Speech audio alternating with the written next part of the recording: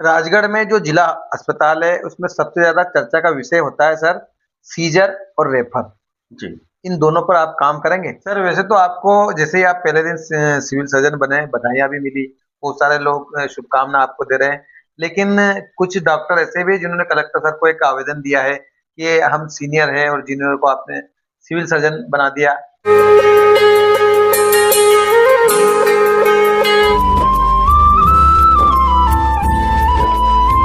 जी नमस्कार राजगढ़ वासियों, इस वक्त हम राजगढ़ में मौजूद है और हमारे बीच में राजगढ़ जिला अस्पताल के नए सिविल सर्जन रजनीश शर्मा जी मौजूद है। आज इनसे बात करेंगे। सर सबसे पहले तो आपको सिविल सर्जन बनने पर बहुत बहुत बधाई। जी, धन्यवाद बहुत। तो मेरा पहला सवाल तो ये है, राजगढ़ वालों को पहले तो ये बताइए कि आप पहले कहाँ पदस्थ थे, शुरुआत में आपकी नौकरी कहाँ लगी? देखिए, मेरी नौकरी की शुरुआत हुई थी बैतूल जिले के भीमपुर ब्लॉक से। जी।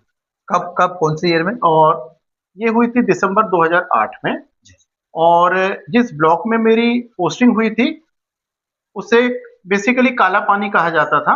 अत्यंत दुर्गम क्षेत्र की श्रेणी में आता है वो। और जब मैं अपना ऑर्डर लेने के लिए गया था तो तत्कालीन हेल्थ कमिश्नर सर ने मुझसे कहा था कि क्या आपने भीमपुर देखा है और क्या आप वहां रहने जा रहे हैं कि ज्वाइन करके छोड़ देंगे। बेसिकली मैंने देखा नहीं था, पर मेरे मन में एक विचार था कि मैं चाहता था कि कुछ अच्छा करूं और चैलेंजिंग जॉब मुझे पसंद था। और जब मैं गया तो वाकई में वहां पर 80% ब्लॉक में नेटवर्क नहीं था, टेलीफोन का नेटवर्क। अच्छा अच्छा। 24 में से 20 घंटे लाइट नहीं आती थी, 4 घंटे आती थी तो सिंगल फेज। ऐसी परिस्थितियों से मेरी नौकरी की शुरुआत हुई। अभी आप राजगढ़ में सिविल सर्जन बने हैं, क्या चुनौतियां इस अस्पताल में आपको नजर आती है?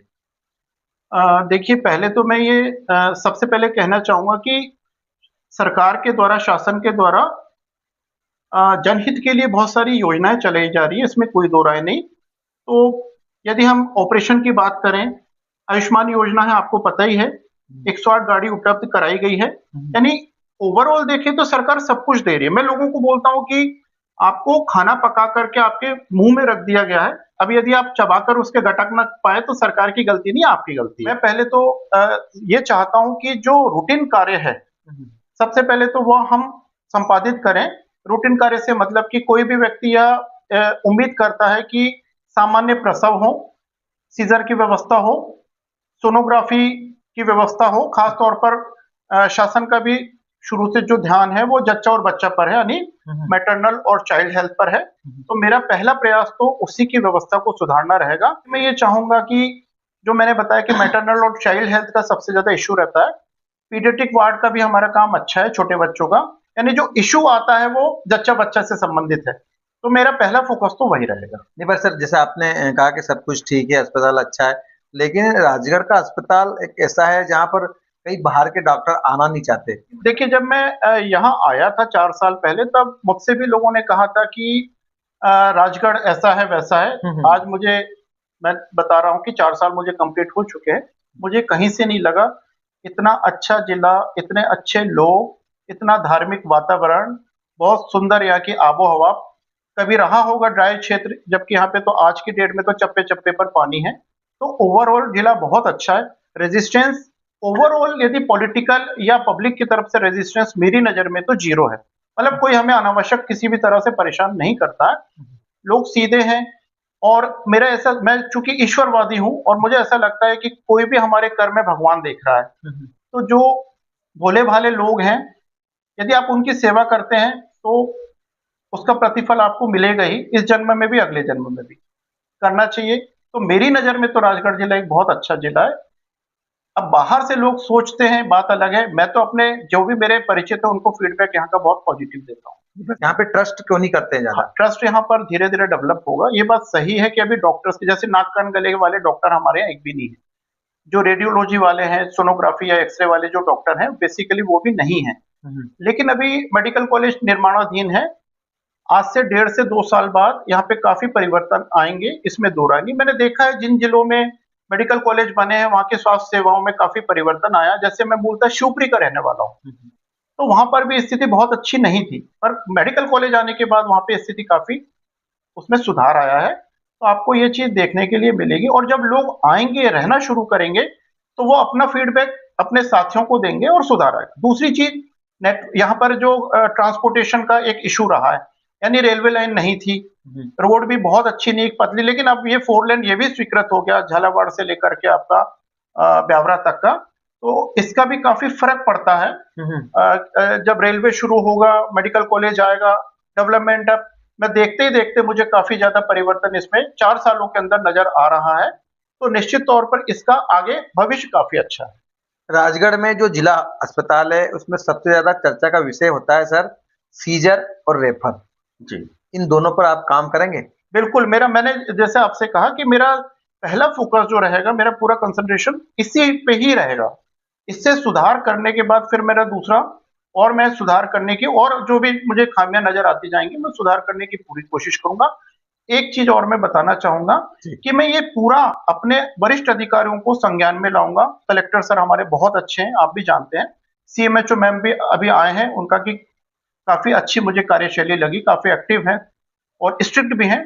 प्रशासन संभालने के लिए बहुत जरूरी होता है। तो इसके बाद मैं जनप्रतिनिधियों को साथ में लेकर के, और भोपाल में वरिष्ठ अधिकारियों का मैं ध्यान आकर्षित करूंगा, जहां मुझे मंच मिलेगा, चाहे मैं वीडियो कॉन्फ्रेंस के माध्यम से जाऊं या फिर प्रत्यक्ष रूप से भोपाल की मीटिंग में बैठूं, मैं अपनी पूरी समस्याएं वहां पर अपने वरिष्ठ लोगों के संज्ञान में लाऊंगा। निश्चित तौर पर इसका आपको प्रतिफल देखने के लिए मिलेगा।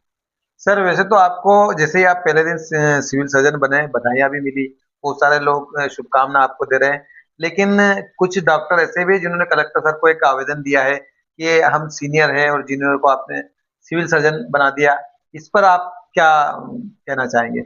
देखिए, ये माननीय कलेक्टर सर का विषय है, उन्हें भी 1 साल से अधिक समय हो चुका है, और मैं लास्ट ईयर भी 1 महीने 2 दिन के लिए सिविल सर्जन के चार्ज में रहा था, आपने भी उस समय देखा है। तो निश्चित तौर पर जो भी अधिकारी रहते हैं, वो कोई सबका फीडबैक लेकर ही निर्णय लेते हैं, तो ये उनका विषय है। दूसरी चीज, ऐसा बुद्धिजीवियों ने कहा है कि यदि आपके मार्ग में प्रतिरोध नहीं है, इसका मतलब आप गलत दिशा में जा रहे हैं। यानी हर परिवर्तन का विरोध होता है, और इसे मैं बहुत पॉजिटिवली लेता हूं कि हाँ, मैं सही दिशा में जा रहा हूं, इसलिए 4 लोग इस तरह से कर रहे हैं। हालांकि सब मेरे वरिष्ठ हैं, मेरे साथ वाले हैं, और कभी कोई ऐसा मेरे मेरे मन में कोई मनमुटाव नहीं है। कोई ऐसा होगा, वैचारिक मतभेद हो सकते हैं, प्यार मोहब्बत से बैठ करके मामले को समझा लेंगे, हम सुलझा लेंगे। आपके ऊपर एक फिल्म भी बनी थी सर, हमने ऐसा भी सुना है। जी, मैंने बताया, मैं 2010 में, वैसे मैं संविदा डॉक्टर ही था, पर चूंकि कोई विकल्प मौजूद नहीं था, और उस स्थिति में भी मुझे ब्लॉक मेडिकल ऑफिसर का प्रभार दिया गया था। तो कुछ विपरीत परिस्थितियों में शायद काम किया, ऐसा सरकार को लगा। तो भोपाल से देखो, ये जो फिल्म बनती है तो केंद्र सरकार से बनती है सर? नहीं, ये स्टेट गवर्नमेंट की तरफ से बनी थी, कैबिनेट में ही स्वीकृत हुई थी। और पहले उस समय क्या है, 2010 से 14 के बीच में परिवार कल्याण का काफी जोर चला, नसबंदी का, तो मैंने वहां पर 4 साल तक मुझे पुरस्कृत किया गया इस मामले में, और भोपाल नर्मदापुरम संभाग में मेरा ब्लॉक फर्स्ट रैंक में रहा। 2011-12 में मध्य प्रदेश में मैं तीसरे स्थान पर भी पहुंचा था।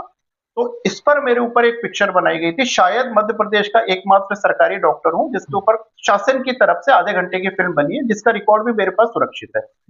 इसके अलावा बीबीसी में भी इंटरव्यू आया था, मध्य प्रदेश दूरदर्शन पर भी इंटरव्यू आया, और एक इंटरव्यू मेरा कोरोना के समय आया था, जैसा आपने पूछा, वो भी शासन की तरफ से आया। और वो 2010-11-12 में तो यूट्यूब नहीं हुआ करता था, इतना इलेक्ट्रॉनिक मीडिया का जोर नहीं था, लेकिन यह इंटरव्यू मेरा doctor Rajnish Sharma COVID warrior के नाम से यूट्यूब पर सुरक्षित है, जो कोविड में आया। और रही बात प्रशस्ति पत्र के, यह बात सही है कि जब मेरी नौकरी की शुरुआत हुई थी, तो मुझे पहला ऐसा लगता था कि 15 अगस्त या 26 जनवरी या कोई भी शुभ अवसर पर मुझे पुरस्कृत होना चाहिए, कि मैं बहुत मेहनत करता हूं। पर जैसे जैसे समय बीता, मैच्योरिटी आती गई, तो मेरे मन में एक विचार आता गया कि मैं क्या किसी पुरस्कार के लिए मेहनत कर रहा हूं, या यह तो मेरी ड्यूटी है। यानी मैं अपनी ड्यूटी को ईमानदारी से निभाने की कोशिश कर रहा हूँ।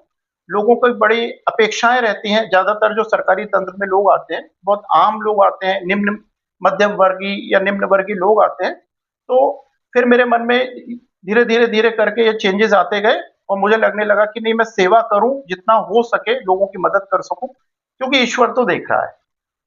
बिल्कुल सर, ईश्वर देख रहा है। सोनोग्राफ़ी मतलब अपने हॉस्पिटल में हो रही है सर अभी? देखिए अभी हमारे वरिष्ठ अधिकारियों के द्वारा मतलब कलेक्टर सर और सीएमएचओ मैम के द्वारा हुँ, जो प्राइवेट डॉक्टर्स हैं जिले भर के उनका रोस्टर बना करके प्रतिदिन के हिसाब से ड्यूटी लगाई गई है, खास तौर पर गर्भवती महिलाओं के लिए। हुँ, हुँ। और यह भी देखने में आया कि बहुत सारे डॉक्टर्स नहीं आते हैं। तो जैसे मैंने कहा कि मेरा पहला कंसंट्रेशन यही विभाग रहेगा मैटरनल एंड चाइल्ड हेल्थ। तो जो बात रहेगी यदि मुझे कहीं नेगेटिव लगता है तो मैं कलेक्टर सर या सीएमएचओ मैम के संज्ञान में बात लाऊंगा और जब हम थोड़ी कसावट करेंगे आग्रह करेंगे वो भी डॉक्टर्स है हुँ। तो आपको स्थिति में सुधार देखने के लिए मिलेगा। 5 विधायक अपने राजगढ़ में बीजेपी के हैं, सांसद व मंत्री भी हैं। इसका मतलब आवश्यकता क्या है? सबसे बड़ी आवश्यकता हॉस्पिटल की इसकी वजह से और सुधार हमारे अस्पताल में आए। आवश्यकताएँ क्या है मतलब ये? देखिए पहली आवश्यकता तो यह है कि थोड़े डॉक्टर्स की व्यवस्था करना। जी, जी। जैसे मैंने आपसे कहा नाक कान गले का डॉक्टर नहीं है। देखिए कई लोग ऐसे हैं जो खून देने से डरते हैं, ब्लड डोनेट नहीं करते हैं, उनको ऐसा लगता है कि पता नहीं हम बीमार हो जाएँगे। आप इस बारे में लोगों को क्या बताएँगे? जैसा आप जानते होंगे कि मैंने खुद में एक रेगुलर ब्लड डोनर हूँ और मैंने टोटल 34th टाइम्स अभी इस महीने मैंने ब्लड डोनेट किया 34वीं बार। 34वीं बार राजगढ़ वालों देखिए बहुत सारे लोग ऐसे हैं जो एक बार खून देने में भी डरते हैं। ये डॉक्टर साहब है जो 34 बार ब्लड डोनेट कर चुके हैं। आपको कुछ नहीं हुआ सर? नहीं कुछ नहीं, बेसिकली मैं अपना बता रहा हूँ कि जैसे लोगों में एक एडिक्शन रहता है जो शराब का सेवन करते हैं या तंबाकू वगैरह या सिगरेट वगैरह, जब हम उनसे बोलते हैं कि आप ये सब छोड़िए तो वो कहते हैं कि साहब क्या करें लत लग गई। तो मैं खुद बोलना चाहूंगा कि ब्लड डोनेशन की मुझे खुद एडिक्शन सा हो गया, यानी 3 महीने बाद मुझे खुद ऐसा बेचैनी सी महसूस होने अच्छा, लगती अच्छा है, जी। बिल्कुल फैक्ट बता रहा हूं मैं। मुझे बेचैनी सी महसूस होती है कि अब मुझे ब्लड डोनेशन का समय आ गया। तो 3 से 3.5 महीने के अंदर, यानी आज मैंने ब्लड डोनेशन किया उसके 3 महीने से 3.5 महीने के अंदर मैं फिर एक बार और ब्लड देता हूँ। अच्छा दूसरा इशू आता है, लोग कहते हैं साहब कमजोरी आएगी। मैं आपके सामने बैठा हूँ, कोई कमजोरी कभी नहीं आती। फिर तीसरा लोग कहते हैं कि खून की कमी होगी, यानी आपका हीमोग्लोबिन का लेवल कम हो जाएगा। आपको मेरे चेहरे से जान नहीं पड़ता होगा। तो राजगढ़ वालों ये है डॉक्टर रजनीश सर, इनसे हमने अच्छे से चर्चा की। सर लोगों की जो आवश्यकता है उनकी अपेक्षाओं पर आप खरे उतरेंगे ऐसा हम उम्मीद करते हैं।